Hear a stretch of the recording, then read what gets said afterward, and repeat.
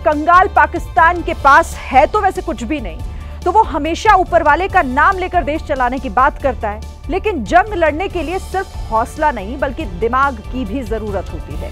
भारत के प्रधानमंत्री को राष्ट्रीय सुरक्षा मामलों में सलाह देने के लिए हमारे देश में एनएसए अजीत डोभाल हैं। पाकिस्तान में 2022 के बाद से ये पद खाली था, लेकिन कल आधी रात पाकिस्तान ने आईएसआई के डीजी आसिम मलिक को ही अपना एनएसए बना दिया। ऐसा करके उसने भारत सरकार की नकल करने की कोशिश की है। ये जानकारी आपको हम बताएंगे कि किस तरीके से अब पाकिस्तान डरा हुआ है और लगातार वो जिस तरीके से कोशिश कर रहा है खुद को बचाने की, खुद को ये बताने की दुनिया को कि आखिर उसका इस हमले में कोई हाथ नहीं है। लेकिन पाकिस्तान सरकार यहाँ ये भूल गई कि नकल तो उसने कर ली, लेकिन नकल के लिए भी तो अकल की जरूरत होती है। और अभी शहबाज सरकार ने अपनी अकल सेना के आगे सरेंडर कर रखी है। इसका लाइव प्रसारण एक प्रेस कॉन्फ्रेंस के दौरान दिखा। पाकिस्तानी सेना की तैयारी का गुणगान करने आए डिप्टी पीएम इशाक डार से वहां के पत्रकार ने तीखे सवाल किए। सर, गुज़िश्ता 1-1.5 हफ्ते से सारी सिचुएशन चल रही है। मैं आपसे ये पूछना चाहूँगा कि हमारे प्राइम मिनिस्टर मियां शहबाज शरीफ साहब कहाँ हैं? क्या उन्हें नहीं चाहिए कि वो फ्रंट पे आके फ्रंट से कौम को लीड करें? शहबाज के ढीले रवैये पर सवाल उठा रहे पत्रकार के माइक को पहले बंद किया गया। करारदाद की मंजूरी को कौम की आवाज़ करार दिया जा सकता है। आपका मुंतखब ऐवान के तमाम सियासी जमातों को बुलाकर इसके फौरन बाद सेना के प्रवक्ता ने पर्चे पर कुछ लिखा, उसे डिप्टी पीएम को दिया। तब जाकर सरकार को बोलने की हिम्मत मिली। कि आपको ये भी नहीं पता तो बड़ा हैरानगी की बात है। या तो आपको मौका नहीं मिला या आप कहीं और इंडियन चैनल्स ही देखते रहे हैं इस दौरान। दूसरा जो तो इसलिए गायब को तो he is leading from the front. दुनिया ने देखा जब पाकिस्तानी हुकूमत को पत्रकार के सवाल के जवाब में अपनी नाकामी दिखी तो मुद्दा भारतीय चैनलों की ओर मोड़ दिया गया।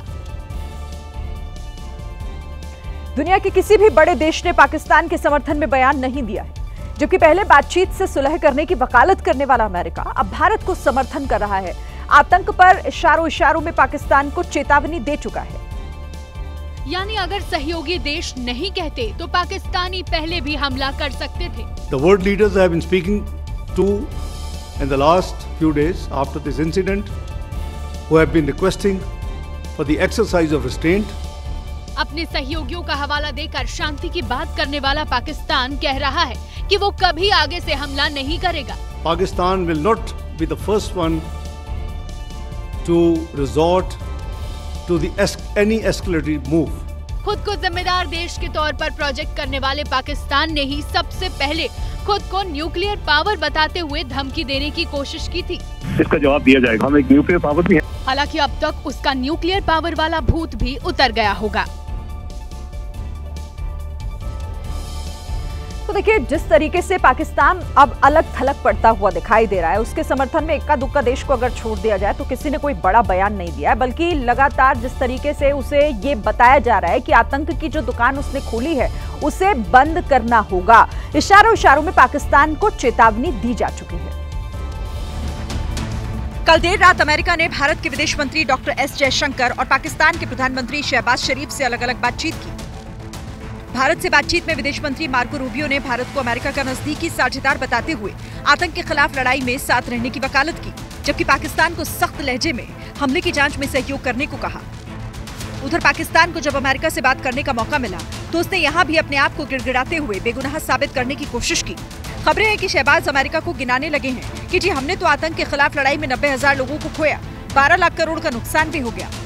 पाकिस्तान ने बार बार खुद को बेगुनाह साबित करने की कोशिश की। अमेरिका ने भी उसकी बात सुनने के बाद फोन रखा और कहा कि आप शांति बनाए रखने में सहयोग करें। अब चाहे ट्रंप आए या पुतिन या कोई भी देश, हर कोई ये जानता है कि पाकिस्तान ही आतंकियों की फैक्ट्री चलाता है। पाकिस्तान अभी इतना डरा हुआ है कि वो हमारे हर एक एक्शन से बचने की हर मुमकिन कोशिश कर रहा है।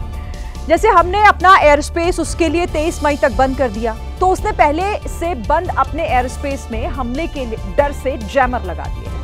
डर है कहीं किसी रात हमला ना हो जाए, भारत हमला ना कर दे। एलओसी पर पाकिस्तानी सरकार ने हमारी तैयारी देखी, बॉर्डर पर टैंक देखे, राफेल का परीक्षण देखा, तो चीन की मदद से लाए गए अपने एंटी मिसाइल प्रणालियों की तैनाती बढ़ा दी। भारतीय नौसेना ने 30 अप्रैल से 3 मई तक अरब सागर में युद्धाभ्यास की वार्निंग दी, तो बदले में पाकिस्तान भी 2 मई तक युद्ध करने की अपनी क्षमताओं को परखेगा। और ये बता रहा है कि कैसे पाकिस्तान भारत के हर एक कदम से डरा हुआ है।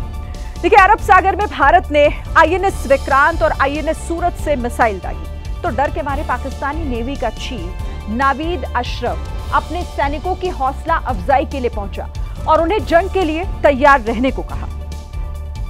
पाकिस्तानी नेवी का दुश्मन यानी भारत और भारत से लड़ने के लिए पाकिस्तानी नेवी अपनी तैयारियों को धार देने का नाटक करती दिखी।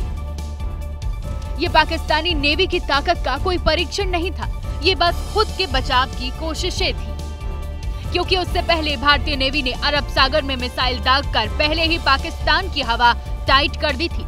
इसी के जवाब में पाक नेवी का हेड अपने सैनिकों को टारगेट दे रहा है। अपना जो मिशन है उसको अच्छे तरीके से फुलफिल करना है।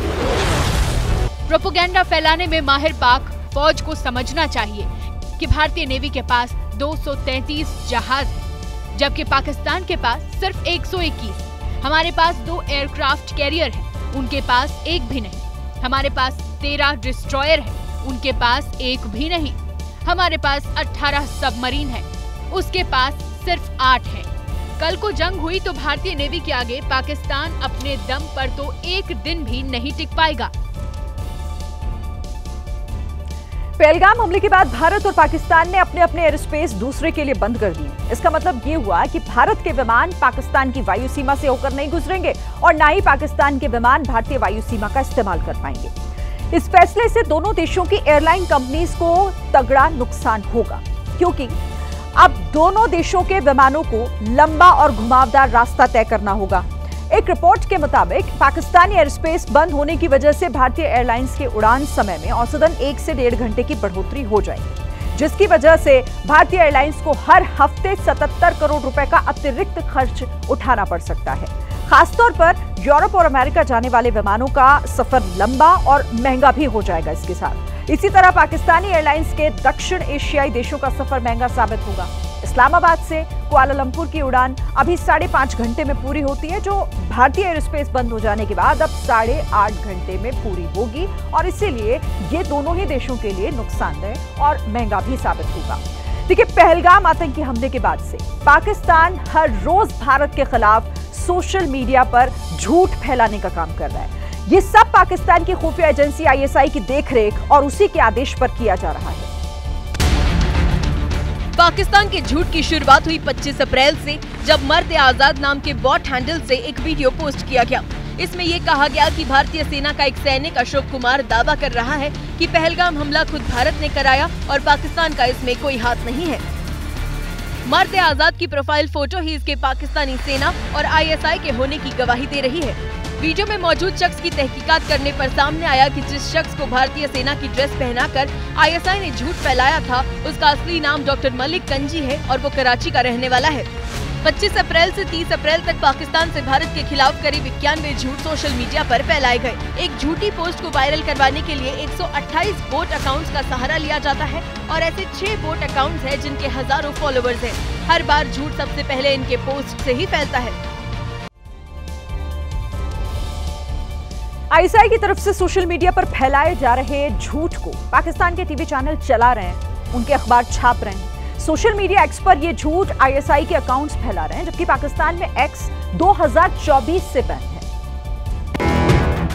सोशल मीडिया एक्स पर पाकिस्तान की तरफ से फैलाए जा रहे झूठ की पड़ताल करने पर यह साफ हो गया कि ये न सिर्फ ISI के अकाउंट्स की तरफ से किया जा रहा है, बल्कि पाकिस्तान की IP एड्रेस से ही झूठ का खेल खेला जा रहा है। तो IP के सारी जो पूरी वहां पर कड़ी निकलती है वो पाकिस्तान निकलती है, यानी ये सारी चीजें ISI के द्वारा ही की जा रही हैं। मोहम्मद आसिफ पैरेडी नाम के ISI के बॉट अकाउंट ने 29 अप्रैल को एक्स पर लिखा कि भारत ने नॉर्थ कमांड के पूर्व प्रमुख MV सुचिंद्र कुमार को इसलिए हटाया क्योंकि उन्होंने पहलगाम हमले में पाकिस्तान का हाथ होने से इनकार कर दिया था। पाकिस्तान का ARY न्यूज ये झूठी खबर बिना किसी जांच के ही ISI के कहने पर चलाने लगा। ये तो इनकी वॉर का हिस्सा रहा ही है, इन्फॉर्मेशन वॉर का, और जितना ये गोलियां सरहद पर चला रहे हैं उससे ज़्यादा तो साइबर स्पेस में चलाते हैं।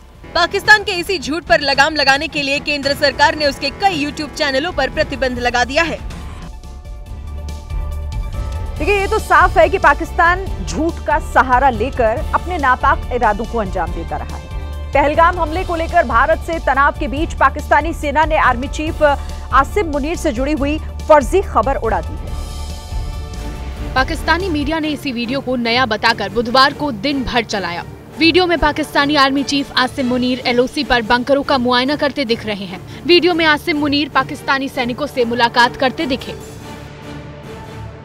कई पाकिस्तानियों ने तो सोशल मीडिया पर आसिम मुनीर की शान में कसीदे गढ़े और ये भी लिखा कि करो हमला। 30 अप्रैल को यह वीडियो पाकिस्तानी मीडिया ने बिना किसी पड़ताल के खूब चलाया, लेकिन पाकिस्तानी सेना का झूठ कुछ ही देर बाद पकड़ा गया। पाकिस्तानी मीडिया ने जो वीडियो नया बताया वो दरअसल दिसंबर 2022 का है, लेकिन भारत के संभावित हमले में डरी पाकिस्तानी सेना इस कदर खौफ में है कि अपने ही आर्मी चीफ को दुनिया के सामने झूठा साबित कर दिया।